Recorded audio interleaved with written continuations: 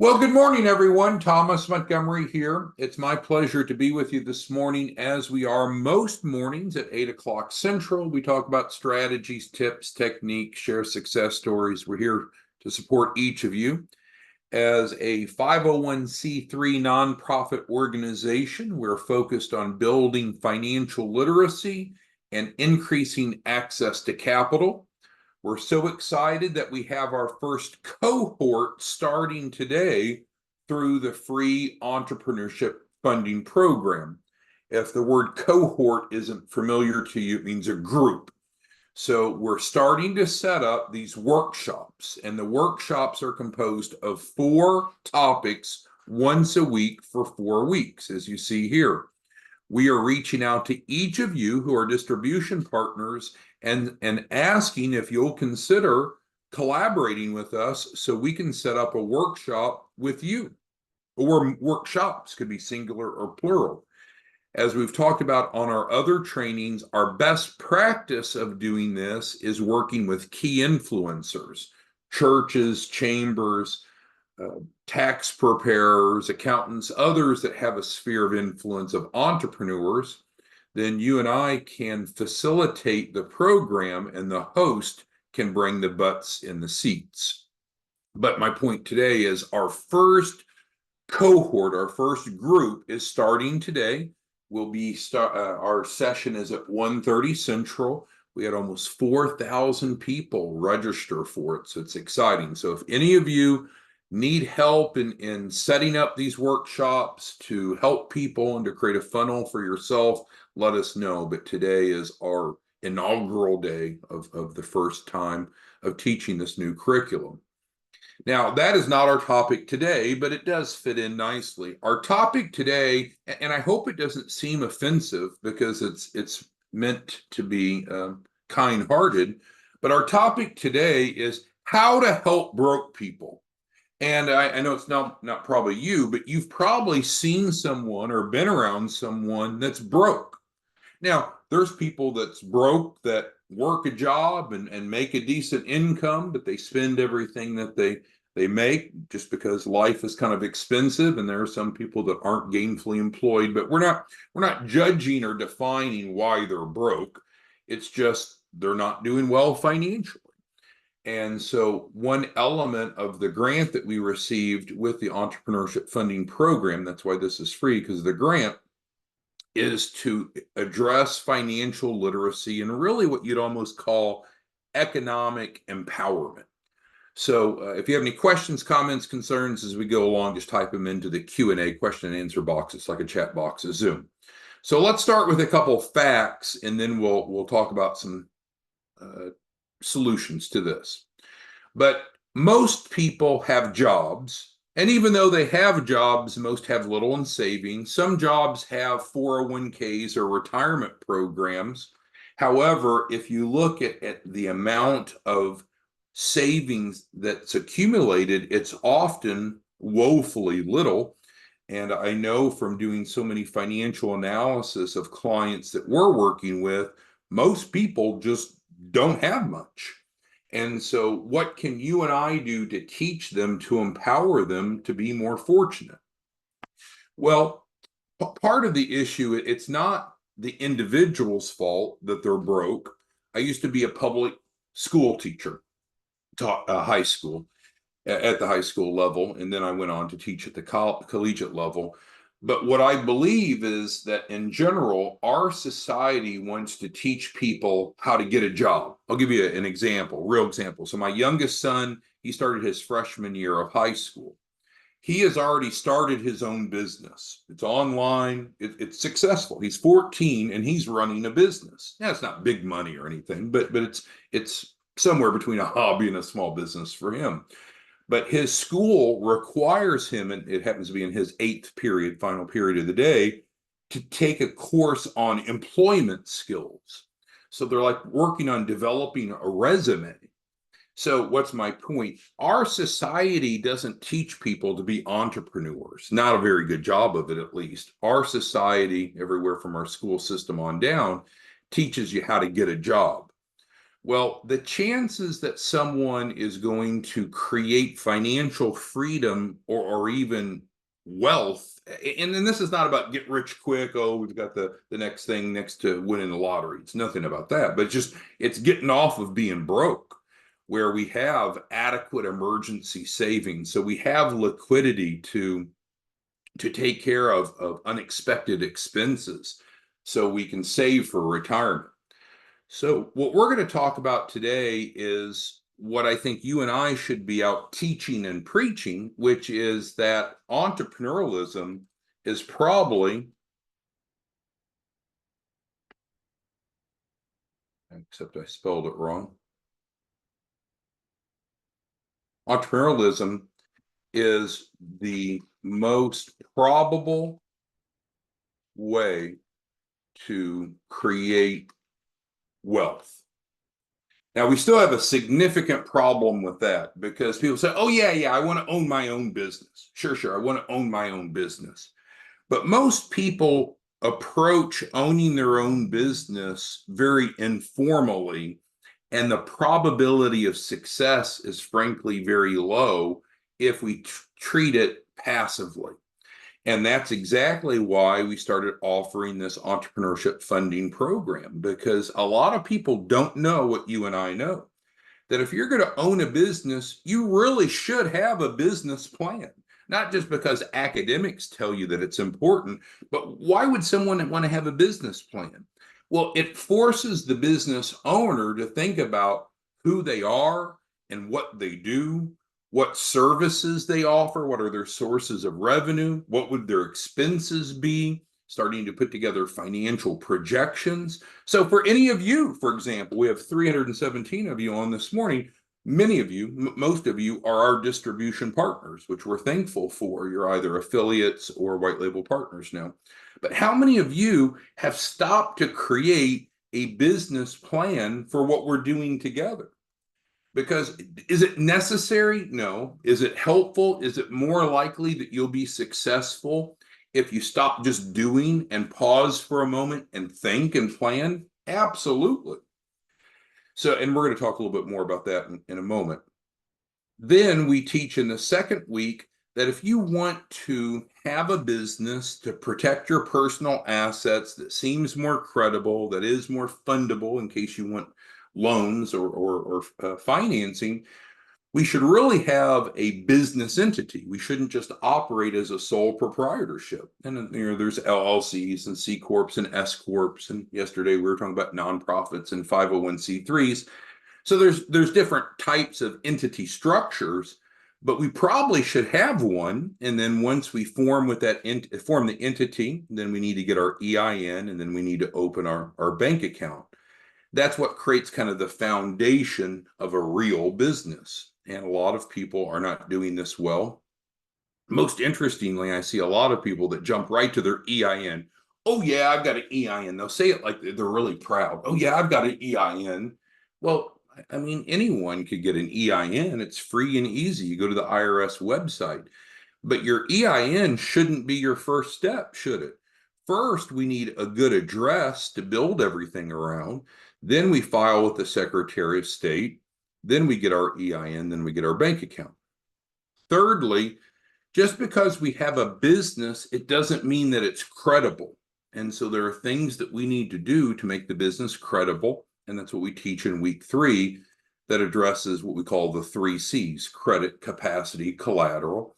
And that all builds up to getting funding, the right source of funding based upon the client's mitigating circumstances. So let's go back to our topics here. So I do think owning your own business is the most likely way of creating wealth. Now, it could be a part-time business or full-time. That's not a prerequisite. But I want to get to the most important point that I can share with you today, is that what is the most important element of a business? Now, and yesterday we talked about profitability. That's not where I'm going today. But rather, we're building a business plan, which we do in week 1 or just in general. What is the most important thing if you're going to start a business? And the answer is it needs to solve a problem. This is huge. If this doesn't resonate with you in a significant way, let's dig into it more. Because if all we're doing is creating some business that doesn't solve someone's problem, why bother? Right? Because that's how wealth is created. Whether you look at Amazon or Walmart or Tesla, in any magnificently successful business, but even the smaller ones, your business needs to solve a problem. And that's what we really beat into people's heads here in week 1 of the entrepreneurship class, is that I know we all might have interests, but just because we have an interest in something, that does not make it a good business idea. A good business idea solves a problem. Solves a problem. So what are the problem? What's the primary 2 problems that you and I attempt to solve? We try to build financial literacy because most people don't know what they need to know about business financial literacy. And then secondly, most people that need money to start or grow a business, they don't have access to it. So those are the 2 problems that you and I solve. And so it's so important to understand that and to assimilate that. So let's even highlight that here. So in our model, number 1, we build financial literacy. And that's frankly important, because if our goal is to help people get into the 4-week funding program, if they're not financially literate, they don't know what's needed to have a fundable business, why would anyone enroll? So some of you that have struggled a bit, what I see is you're just selling. You shouldn't have to sell what we do. If we educate first, either formally through this program or less formally, just through your discussions with people, then they'll see, oh yeah, I want the outcome. I want the solution. I want funding to start or grow a business. But what you and I know is they have to have a fundable business. You can't just want money. You can't just need money. And that's a big part of what we do. And now we're making that part so convenient for you. Now we have 318 of you on. So let's take Dorothea, who's on. So Dorothea, I think you're up in Anchorage, Alaska. Is that right? I believe so. So Dorothea is in a unique geographic area, but what we could do is with her and every one of you is say, okay, yeah, let's latch on to this. Let's at least try it in the month of September. Let's go to the marketplace with education. Let's not try to sell anything to anyone. Let's not try to get them to pay money for anything. Let's just educate them. We have the curriculum. We'll teach it for free. We'll set up a workshop that's specifically for your prospects, no one else. Everyone that's in the class are yours. And let's educate people, because most people don't know the formula for funding like you and I do, and that's what we teach. So then the second thing, of course, that we do is we increase access to capital. So these are the solutions that we provide, but it doesn't have to be about us and about what you and I are doing together. You could have a completely different idea of a business, which is fine, but we need to start with what is the problem that my business is going to address. So let's bring out key points here. So this is true if it's you and I working together or any other business model. First, we need to identify, well, what's the problem out there? Let's say we're going to open a new restaurant in town. So is there a need for that? Or are we a Me Too business? If we're a Me Too business, and I see this a lot with people that want to do real estate, they don't really have something that's unique, something that's different. They just want to do something that other people are doing. Well, what happens if you don't have a differentiation, which I'll elaborate on more in a moment, all you can do is compete on price, and that drives profit down. So the first thing that every one of our clients that we work with needs to know, and any of you that are entrepreneurs need to know, is what specifically is the problem that your business is going to address? And then what is the solution to that problem that you're going to offer? And then third, we need to know who is our target audience. Now, be very careful if the answer that someone gives you to this is, well, anyone, everyone. Other than water and oxygen, I guess I don't think it makes sense to say everyone's our target audience, because frankly, we can't afford to reach everyone. We need to figure out who is our target audience. Is it a certain age? Is it a certain gender? Is it a certain religion? Is it a certain race? Is it a certain geographic location? We need to narrow it down, because no one has enough money or enough effort or energy to reach everyone. That's over 300 million Americans. So we need to identify who is our target audience. We need to identify who are our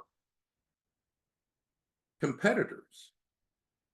Because most likely, in most cases, it's very rare that this isn't the case. There's someone else trying to provide a solution to that same problem. Well, we need to know. Now, they may be what's called a direct competitor, which means they do almost something exact to what we do, or they're an indirect competitor. They don't do it the way we plan to do it or are doing it, but they're targeting the same problem. We need to know who our competitors are. And so these are some key elements that we identify when we build the business plan for participants.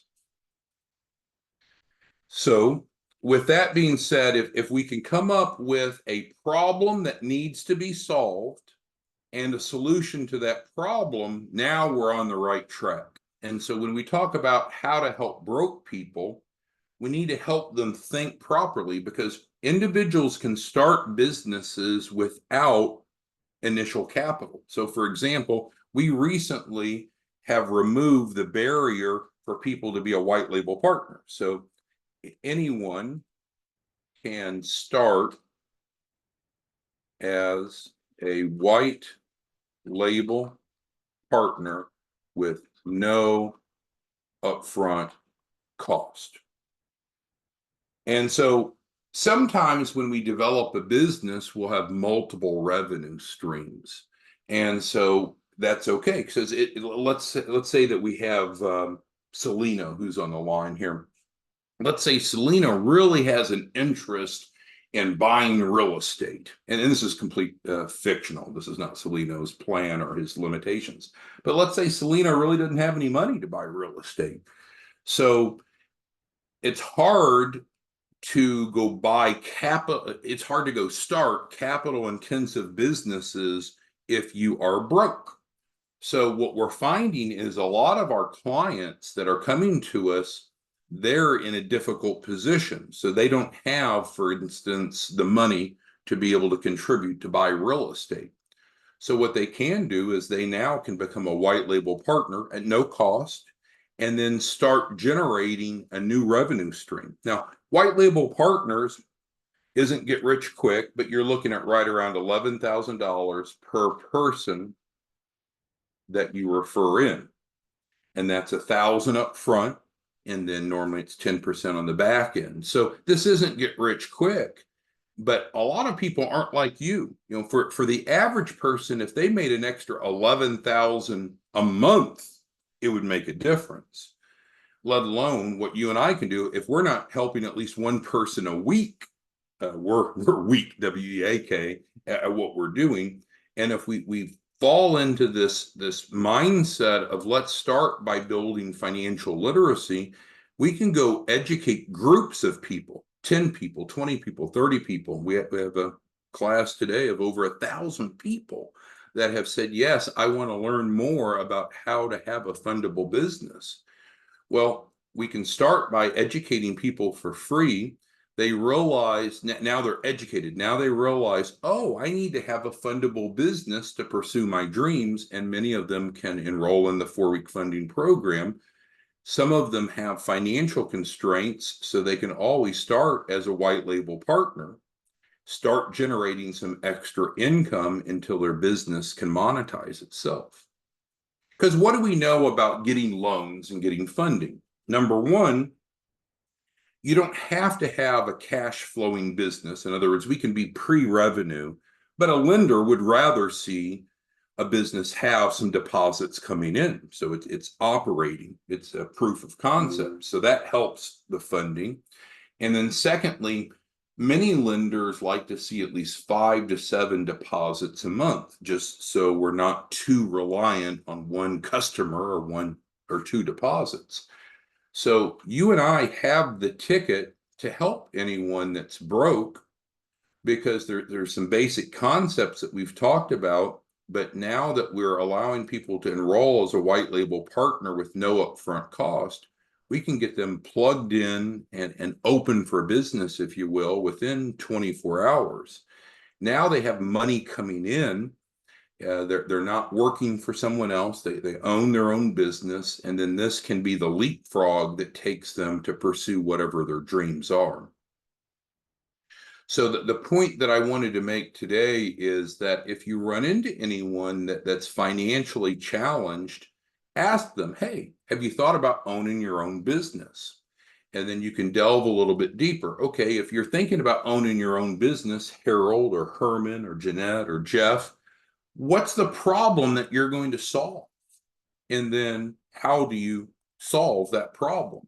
These are the most crucial elements for a successful business. We need to be able to articulate, we need to be able to identify what's the problem in the marketplace that we're going to solve, and then how do we provide that solution, followed up with, okay, well, who needs this and who else is helping them currently?